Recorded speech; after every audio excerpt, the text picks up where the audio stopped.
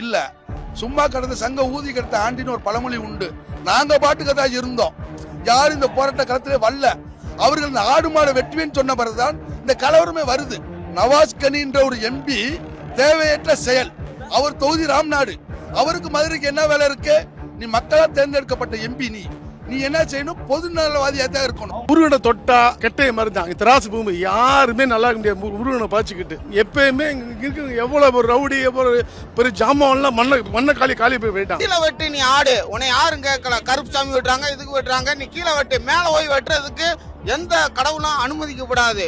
இது திராசு பூமி. முருகனுக்கு அகன்ஸ்டா யாரு இருந்தாலும் அது சரியா நடக்காது.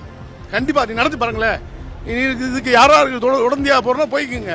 அதான் இருக்கு சார், இருந்துட்டு போகுது. இவ்வளவு நாள் ஏன் இல்லையே? இவ்வளவு நாள் இருந்துச்சா? நாங்க எல்லாமே தான். இது பேர் சாந்தி ஸ்டோர் பாருங்க. ஆனா கடை முஸ்லீம் கடை. நாங்க தான் ஜாமானே வாங்குறோம். சாந்தி ஸ்டோர் தான் இருக்கு. திரும்பி பாருங்க.